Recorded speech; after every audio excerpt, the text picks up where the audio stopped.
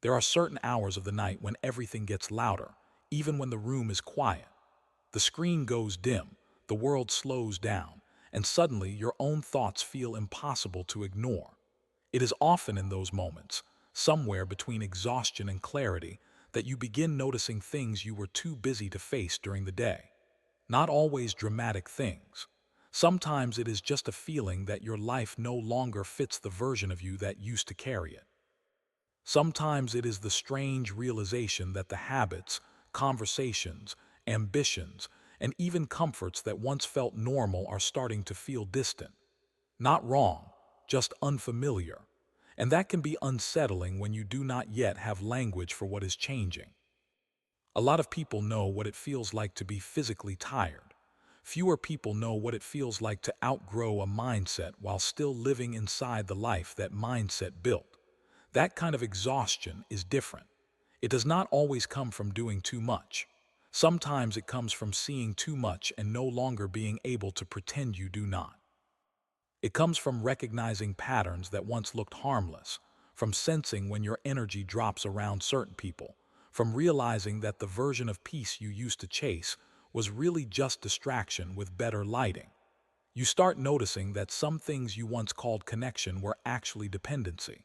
Some things you once called ambition were pressure. Some things you once called loyalty were fear of change. That kind of awareness can make a person feel like they are standing in between worlds. You are not who you used to be, but you are not fully comfortable in who you are becoming either. So you move through the day carrying this quiet tension that other people may not see. On the outside, you may still look functional. You answer messages. You show up. You smile when necessary. You handle your responsibilities. But internally, something keeps asking deeper questions. Why does this no longer satisfy me? Why do I feel disconnected in spaces where I used to feel accepted? Why does my old way of thinking feel too small now? Why do I keep pulling away from things I used to chase? If you have been feeling that tension lately, it does not automatically mean something is wrong with you. Sometimes it means your internal life is catching up to truths your external life has not fully reflected yet. And that process can be uncomfortable because growth rarely announces itself in neat, inspiring language. More often, it arrives as restlessness. It arrives as a loss of appetite for surface-level conversations. It arrives as increased sensitivity. It arrives as the need to be honest with yourself in ways that disrupt your old coping systems. It arrives as the awareness that your life cannot keep running on autopilot if your mind and spirit are asking for something deeper. Maybe that is where you are right now.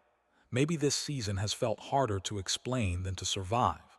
Maybe people around you think you are becoming distant when really you are becoming discerning. Maybe they think you are too serious when really you are just tired of noise. Maybe even you have questioned yourself, wondering whether you are becoming overly sensitive, too introspective, too detached. But sometimes what looks like withdrawal is actually recalibration. Sometimes what looks like confusion is the beginning of clearer sight. Sometimes what feels like losing your footing is actually losing your dependence on the things that kept you from knowing yourself. And maybe before morning comes, before the pace of the day starts again, you need a different way to understand what has been happening inside you. Not a dramatic explanation, not a mystical shortcut, just a grounded reflection on why certain shifts feel so intense when your identity is changing underneath the surface. The truth is, many people spend years trying to preserve a version of themselves they have already outgrown. They keep repeating routines that no longer nourish them because familiarity feels safer than truth. They keep saying yes to roles that drain them because being needed feels easier than being honest. They keep performing strength in ways that disconnect them from their real emotions because vulnerability was never modeled as safe. But eventually, something in you gets tired of managing appearances. Something in you starts asking for congruence, not perfection, not instant transformation, just honesty, a life that matches what you now know, a rhythm that respects your internal reality, a voice that sounds like you, not like the expectations you were handed. That shift can feel lonely because not everyone recognizes transformation unless it is loud and visible. But some of the most important changes in a person happen quietly. They happen in private moments of realization. They happen in conversations you choose not to continue. They happen in the boundaries you finally stop apologizing for. They happen in the standards you raise without announcing them. They happen when you stop forcing chemistry, stop romanticizing dysfunction, stop bargaining with your own peace. These changes may not look impressive from the outside, but internally they are monumental. They signal that your identity is no longer willing to be negotiated by fear, pressure, or old conditioning. There is also a certain grief that comes with becoming more aware. People do not talk about that enough. We celebrate breakthrough, clarity, and confidence, but we do not always talk about what must be released in order to reach them. You may grieve the years you spent misunderstanding yourself. You may grieve the relationships that only worked when you were less honest. You may grieve the old dreams that motivated you before you understood what truly mattered. You may even grieve the version of you that survived by shrinking, pleasing, chasing, and tolerating more than you should have. Even unhealthy versions of ourselves can feel hard to release because they were familiar. They got us through something. They made sense at the time. Letting go of them can feel like both freedom and loss at once. So if tonight, or this morning, or this season of your life has felt emotionally heavy in ways you cannot fully explain, it may not be because you are broken. It may be because your inner world is refusing to stay numb. It may be because your awareness is becoming too strong to let you settle for old illusions. It may be because your mind is learning the difference between intensity and depth, between attention and connection, between survival and peace. And once you begin learning those differences, you cannot unsee them. What changes a person is not always one dramatic event. Sometimes it is the accumulation of smaller recognitions, the repeated disappointment that teaches discernment, the quiet distance that teaches self-reliance, the hard conversation that teaches honesty, the season of uncertainty that teaches patience, the loneliness that teaches self-respect, the silence that teaches you how much noise you had mistaken for comfort. You do not wake up one day as a completely different person. You become different through thousands of subtle decisions about what you will continue carrying and what you are finally ready to put down. That is why this moment matters, not because something magical is guaranteed to happen by morning, not because the universe is sending you a coded alert, not because your life is about to transform overnight, but because there are times when a clear reflection lands at exactly the moment you are ready to hear it. And when that happens, you start seeing your own experience in a new light. You stop mislabeling your growth as dysfunction. You stop treating your sensitivity like weakness. You stop interpreting every ending as punishment. You start recognizing that some seasons are not meant to entertain you. They are meant to reveal you to yourself. So tonight, let this be that kind of reflection. A chance to sit with what may be changing in you. A chance to name what you have been feeling without exaggerating it, spiritualizing it, or turning it into a performance. A chance to understand why some things feel heavier lately, why some people feel harder to relate to, why some ambitions no longer excite you, and why your inner life keeps calling you somewhere quieter, deeper, and more honest. Because when morning comes, the world will ask for your attention again. Notifications, expectations, routines, obligations, noise, all of it will return.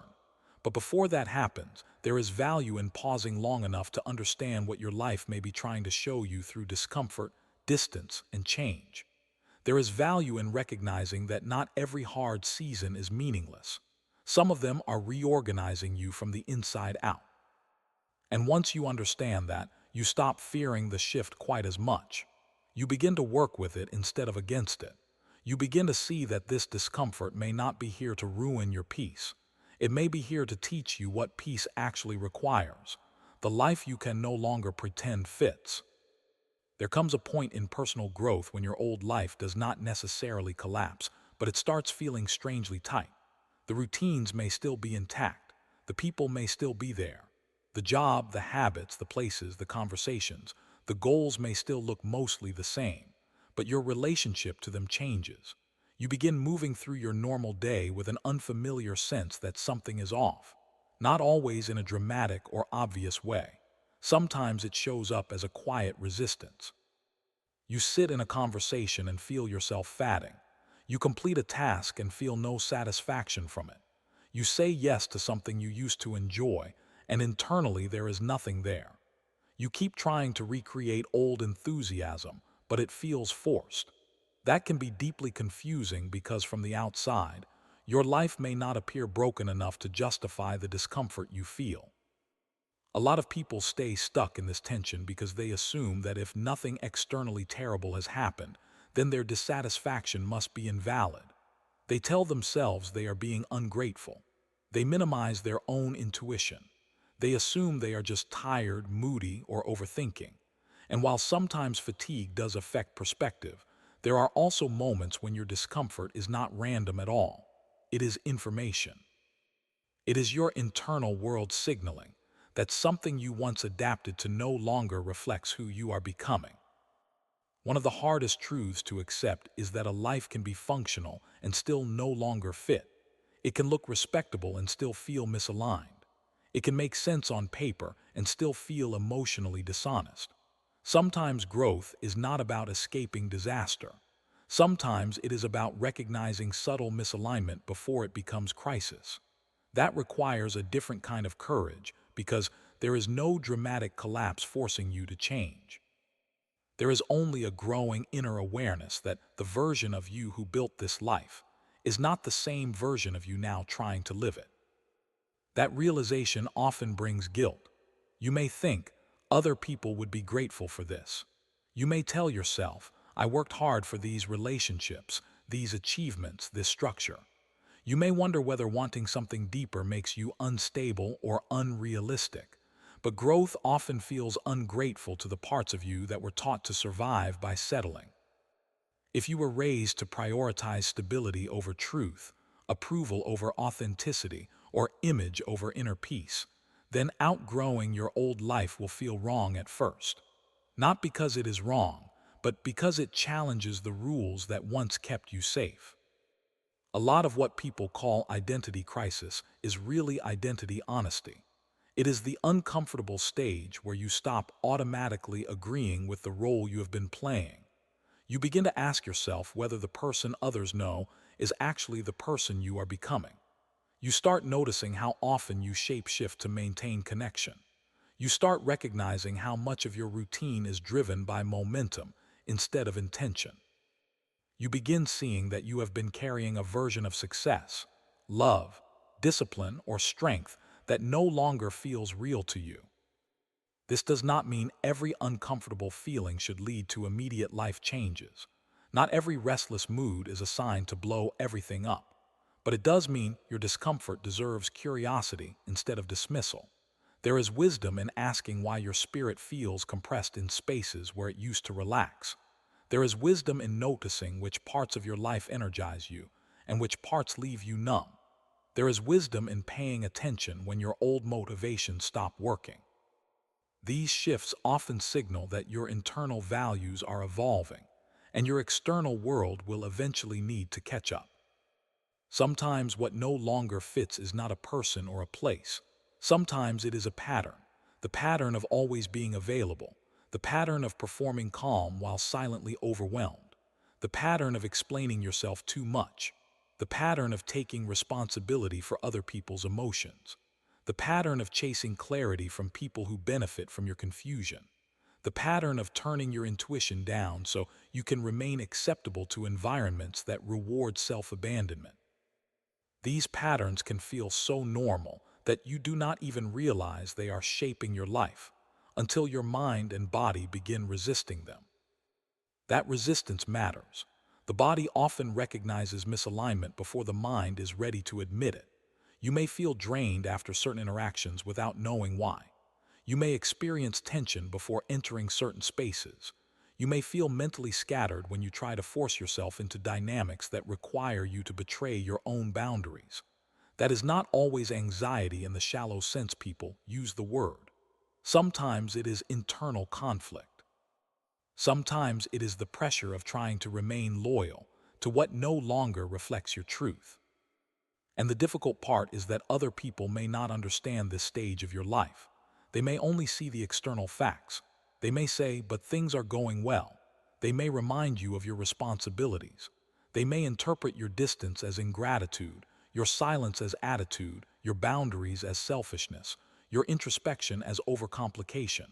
But not everyone can understand a shift they have not lived through, especially when that shift is inward before it is outward. There are moments when your growth isolates you, not because you think you are better than others, but because you can no longer participate in what once kept you connected. The jokes do not land the same. The gossip feels heavier. The performative busyness feels less impressive. The competition feels empty.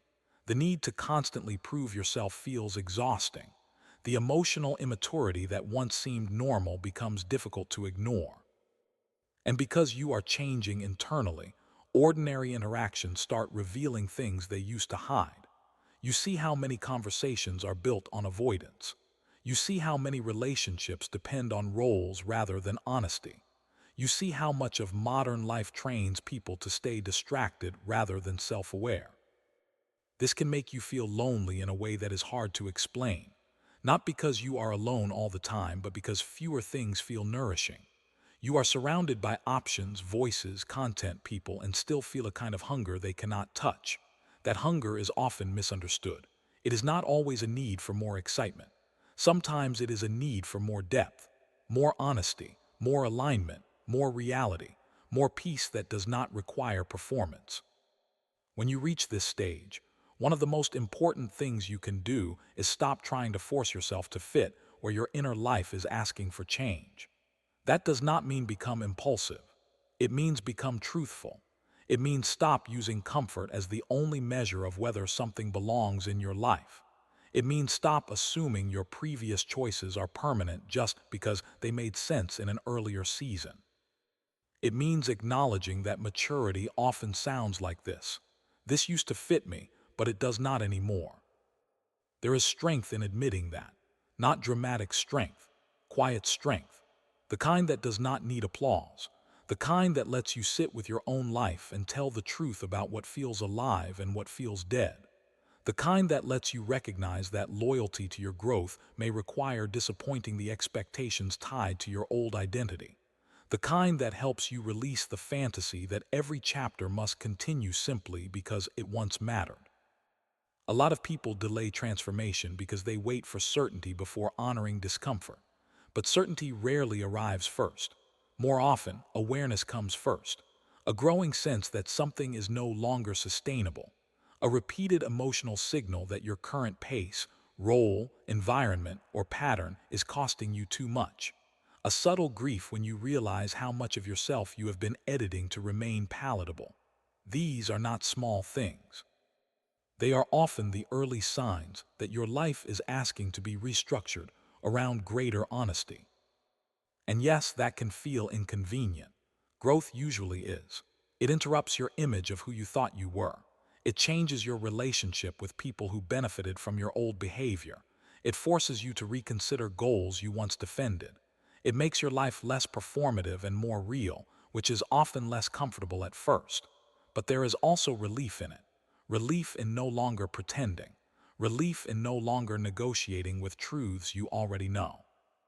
Relief in no longer using your own confusion as a hiding place from necessary change. Maybe that is why things have felt different lately. Maybe the issue is not that you are lost. Maybe the issue is that your old map no longer matches the terrain of your current self. And when that happens, the answer is not to shame yourself back into familiarity. The answer is to pay attention, to get honest about where your life feels forced, to stop treating your inner resistance like an enemy, to consider that this discomfort may be less about what is wrong with you and more about what no longer belongs around you, within you, or in front of you. Not everything you have outgrown needs to be hated. Some things simply need to be named for what they are, previous chapters. They served a version of you. They taught you something. They gave you structure, identity, experience, or survival. But if you are trying to force present-day truth into yesterday's container, you will keep feeling compressed.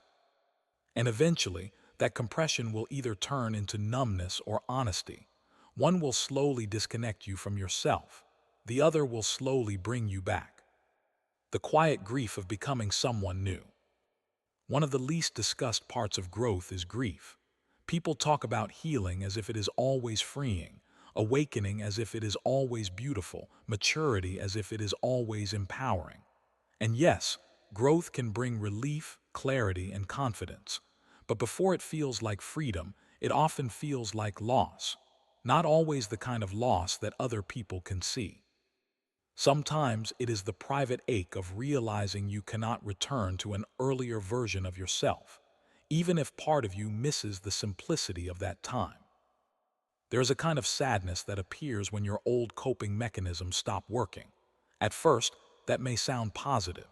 After all, if a coping pattern was unhealthy, why grieve it? But people do not only grieve what was good, they also grieve what was familiar. They grieve the emotional shortcuts that once helped them get through hard seasons. They grieve the identities that once made life easier to explain. They grieve the illusions that gave them hope before they had the strength to face reality. Growth removes certain comforts before it replaces them with deeper peace, and that in-between space can feel heavier than expected. Maybe you used to cope by staying busy enough to avoid your emotions.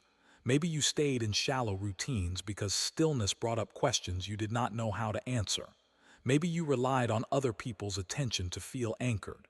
Maybe you built your worth around being needed, admired, productive, accommodating, or emotionally strong. Those patterns may have served a purpose at one point. They helped you function. They helped you adapt. They gave you a way to keep moving when self-understanding was not yet available. But when you begin outgrowing those strategies, there is often a disorienting period where you feel exposed. That exposure can make a person miss old versions of themselves, even if those versions were more disconnected. You may miss the version of you who could ignore red flags because it made relationships feel easier. You may miss the version of you who could chase external validation without questioning why. You may miss the version of you who believed success would automatically bring peace. You may miss the version of you who could tolerate environments that now exhaust you. Not because those versions were healthier, but because they were less aware. And awareness, while valuable, comes with responsibility. Once you see clearly, you can no longer participate in certain patterns without feeling the cost. That is where grief often enters. You begin mourning the innocence of not knowing, the ease of not questioning, the comfort of belonging in spaces that no longer fit, the emotional anesthesia of your old distractions, the false certainty of old narratives. And it can be painful because there is no real way back. Even if you revisit old habits, they no longer soothe you the same way. Even if you reconnect with familiar dynamics, something in you notices what it did not notice before. Even if you try to go back to your old self, your mind has already crossed a threshold. A lot of people misunderstand this stage and think they are regressing. They assume that if growth feels sad, then something must be wrong. But sadness is not always a sign that you are moving in the wrong direction. Sometimes it is proof that you are letting something real end. Sometimes it means your identity is shedding layers that once protected you but now restrict you. Sometimes it means you are no longer numbing the emotional cost of your own self-abandonment. And once that numbness lifts, grief becomes part of the healing process. There is also grief in realizing how much energy you spent trying to become acceptable. That realization can hit hard. You begin seeing how often you edited your emotions, your tone, your needs, your truth. You notice how frequently you made yourself smaller to preserve harmony. You remember times you silenced your discomfort to avoid rejection. You reflect on years spent trying to earn what should not have required performance in the first place. And with that reflection can come anger, sadness, and deep fatigue, not only because of what others did, but because of how long you participated in your own diminishment without having the language to name it. If some part of this reflection connected with your own experience, take a moment to sit with it. You don't have to rush to conclusions tonight. Sometimes simply recognizing what you've been feeling is already a powerful step. For now, we'll pause here. If this gave you something to think about, feel free to share your perspective in the comments because different experiences often help others see their own journey more clearly. And when you're ready to continue this conversation, I'll see you in the next video.